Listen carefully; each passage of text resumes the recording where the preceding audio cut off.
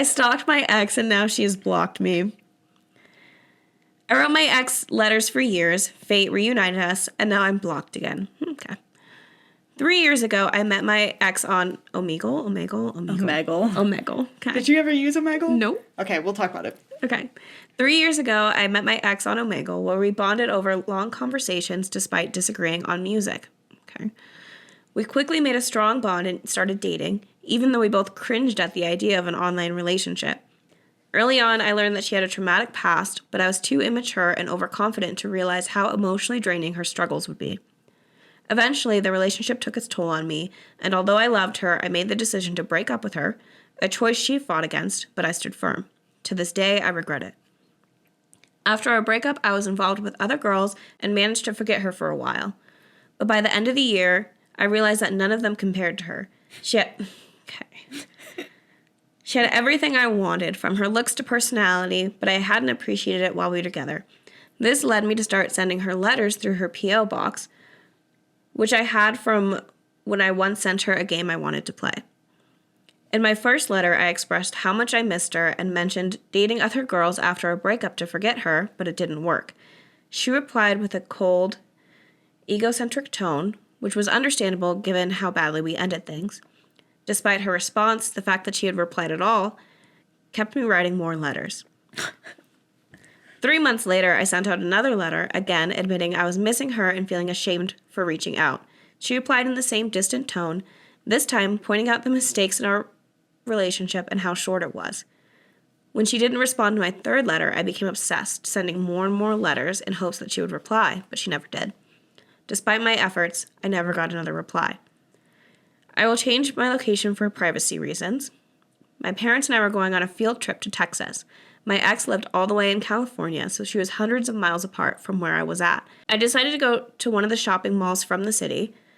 I was getting out of the store when I saw a girl that looked exactly like my ex walk from the other side of the mall. I was so astonished by the similarities that I followed her direction just to make sure it wasn't her. As I was getting closer, I slowly started to realize that it actually was her. I was panicking very badly. My heart was beating very fast. But I was thinking to myself, even if it isn't her, you've got to talk to her. And since I wasn't 100% sure, I started mentally preparing myself to do a simple cold approach before assuming anything. Since she was with her parents, I had to wait for her to go to one of the stores by herself so I could talk to her.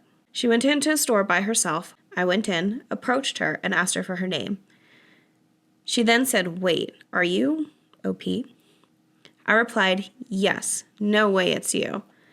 I asked her why she was there. She was visiting for a softball tournament.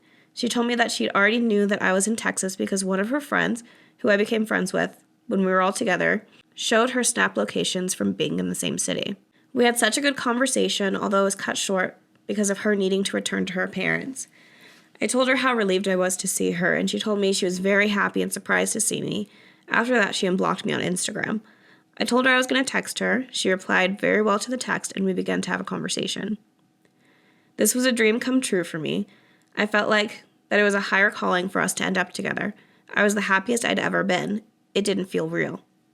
This is where I'm confused. After one of her replies, I asked her if she wanted to have a fresh start with me. I waited days for her to respond. I knew from the first day she ignored the message that she wasn't going to reply, since she's the type to quickly reply or never reply. A couple weeks go by, still without saying anything. I check her profile and poof, I'm blocked again. I don't know what to do anymore. At this point, I have written her one last letter asking why. If I don't get a reply, I'll leave it as is, but the situation has literally ruined most of my life.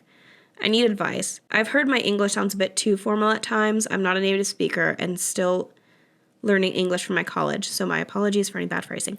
Okay, leave her alone. Okay, Omegle, since you don't know what Omegle is. So Omegle was when everybody started to have, like, their own laptops and stuff like that, like, back in the early 2010s. There was, like, a chat site called Omegle that basically, like, shuffled you through random people using the like chat website. Roulette. Yes, exactly like chat roulette. You use your video camera so you can, like, talk to people, and if you don't like that person, you go to the next person. Mm-hmm. That's Omegle. everybody used it all the time when I was a kid.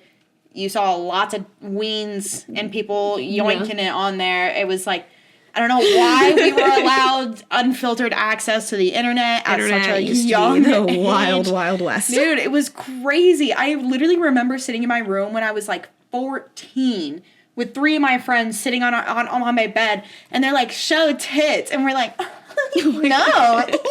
Like, what the fuck? I'm 14. I shouldn't even have to be like say no to somebody like asking that. Insane. But yes. It is really funny that they found a partner on Omegle, because that is pretty difficult when you're sorting through all the wieners. Wiener. Oh, do you want to date? Yeah. But despite to disagree on music, we still really liked each other. Yeah, our biggest disagreement. Oh my God. Yeah. But come on. I do think it's really funny. This is such a common trope when men write into help websites or Reddit or anything. They're like, well, we started off and I just realized that she had so many problems and I didn't know if I wanted to deal with all of those problems. So I just broke up with her. Yep. But then I realized I didn't want to break up with her, actually. And so I tried really hard because I should be able to get back with her because I didn't do that much. I just broke her heart because I couldn't deal with all of her emotional mood swings. I just, hooked up with other girls and then told her, hey, after hooking up with other girls, you're the one for me, baby. I couldn't stop thinking about that sweet, sweet puss of yours. Yeah, well, I had their tits in my face. I was actually thinking about you. Isn't that sweet of me? Isn't that so nice? And I actually don't have any problems that you have to deal with, except for my excessive stalking and all my letters that I'm going to write you in the near years. Mm-hmm. But she was definitely like, 100% she saw him and she was like, fuck. Oh, yeah. And then I gotta get back to my parents. Yeah, unblocked him because they were probably in the same city. And she was like, if I run into him again, I don't want this to be a conflict. Right. And then after she left that city, she was like, okay. Done. I don't have to worry about it. Mm-hmm. Which... personally, that's what I would do because I would be scared. If somebody was writing me messages over and over to my P.O. box and I, kept telling them to leave me alone, I'd probably do the same thing to keep the peace so I'm not being harassed while I'm in this town for my softball tournament, you know? It's like scenarios like these, I'm like, don't tempt crazy because they have proven that they are very unhinged. Just get yourself out of the situation. Yeah. De-escalate, get yourself out of there. And that's another thing to go back to the previous story. Yeah. Another thing that, women have to do in these kind of situations that, make it so manipulative for men to take advantage of them is, we know as a woman that we are on the, losing hand of things. When it comes to going to court and having people believe you that somebody's stalking you, they're more likely to believe the man. Mm-hmm. If you're trying to get a restraining order, if you're trying to do anything, most of the time the guy's gonna come out on top, and it's not fair. It's not fair, which the world isn't fair or whatever. But in this scenario, this is something that women have to practice every day. Right. Every day, they're like, I can't be too mean because who knows if that guy has a knife in his pocket and is going to stab me because I don't want to go on a date with him. Mm-hmm. I can't say that I don't want to go on a date with him. I have to say I have a boyfriend because who knows if that guy's just going to come up and punch me in the face. Right. And then all the other guys are just going to watch it happen. And do nothing. Which is also insane. Analyze yourselves. Why would you just watch that happen? Story 4. I hate my wife. Thanks, Captain Obvious. That's part of the title. This is, like I said, this whole theme is, am I the devil? Yep. Me. Maybe I should get back out there and start dating. Nope. Keeping my ass at home. I'm hanging out with my girlies. Fuck that shit. If you enjoyed that little story, be sure to watch the full episode here. And make sure you like, subscribe, and all that jazzy. Jazzy? I see what you did there. Wait, what was that?